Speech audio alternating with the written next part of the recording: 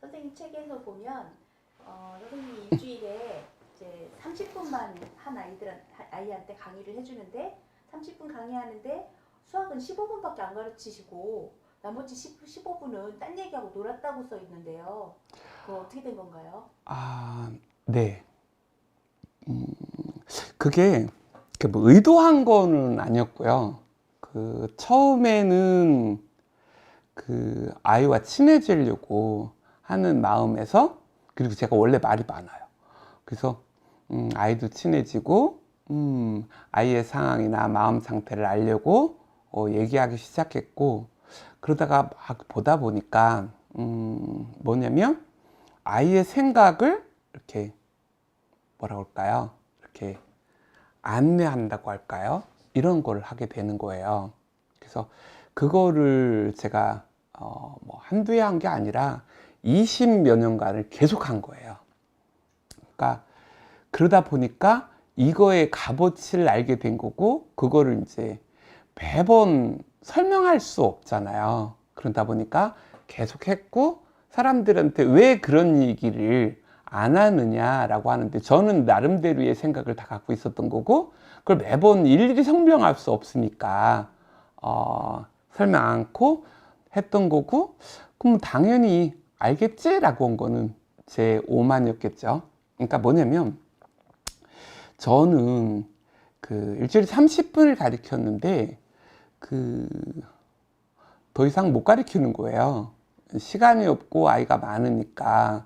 그러니까 30분을 할애를 하는데, 그 30분 동안 아이가 일주일에 한 번씩 만나니까 30분 동안 아이가 공부해야 될 분량을 다 얘기해 줘야 돼요.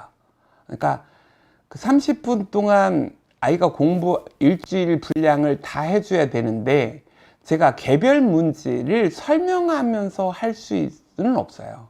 만약에 개별 문제 풀이 과정들을 하나씩 알려준다면 일주일 동안 하는 거기 때문에 뭐 2시간, 3시간도 부족할 거래요. 그러니까 그게 아니라 저는 이렇게 했던 거죠. 그 주위에 아이가 풀어야 될 것들을 보고, 여기에서 아이가 알아야 될 것들을 정리하는 거예요. 그래서 뭘 했냐면, 용어가 정의가 안 내려졌으면 제가 용어를 정의를 내리고요. 개념을 만들고, 없으면 정리하고, 그렇게 해서 이거를 설명하고, 그래서 이 주위에 가지고 풀어야 될 것들에 대한 도구들을 주게 된 거예요. 그러니까 제가 처음부터 나는 개념으로 가르쳐야지 라고 생각한 것이 아니라, 아이가 그 주위에 그 도구로서 활용해야 될 것들을 알려주고, 이거를 가지고 문제를 풀려고 한 거고, 이것이 수학의 올바른 공부 방법이었다는 것을 나중에 깨닫게 된 거죠. 그러니까 결국 제가 무슨 훌륭한 사람이라서 개념으로 가르쳤다도 아니고, 또 저는 항상 좀 게으르고 어떻게 하면 놀까 생각하고, 그러니까 아이한테 그러는 거예요. 개념을 가르쳐 준 것도 이거예요. 내가 최소한으로 가르치고 나는 놀고 싶은 거예요. 문제는 내가 풀어야 되는 거고, 그렇잖아요. 그러니까 제가 그런 거죠. 내가 알려준 것으로 문제를 풀어라. 만약에 내가 안 알려준 게 있으면 못 풀어도 좋다. 근데 과연 내가 안 알려준 게 무엇이냐? 이 문제를 풀기 위한 도구들을 준 거고, 이 도구만 가지고 풀면 됐던 거다. 그러니까 만약에 내가 알려준 도구가 아닌 그걸로 못 푸는 문제가 있으면 나한테 따져라. 그러면 나는 그거를 보강해서 더 잘 만들겠다. 뭐죠? 페널티를 받겠다 소리가 아니에요. 어찌됐든 그거를 오랫동안 했던 거고, 아마 보니까 그것이 수학의 공부하는 올바른 방법이었던 거고, 그렇게 공부했더니 쉬웠던 거죠. 근데 문제는 이거죠. 공부를 하나씩 하나씩 이제 개념을 알려줘서 하는 것도 중요하겠지만, 중요한 건 이거예요. 애가 마음을 안 먹는다. 그럼 뭐죠? 알려줘도 소용없는 거예요.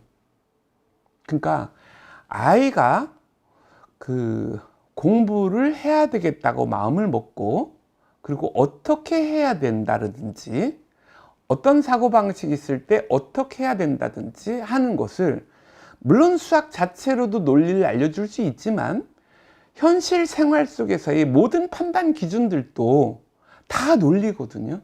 그러니까 단지 수학뿐만 아니라 현실 생활 속에서 만나서 요번에 누구 만났어? 뭘 먹었어? 왜 그런 먹게 된 거야? 하는 것들이 다 논리고 선택이에요. 그러니까 저는 이렇게 생각한 거예요.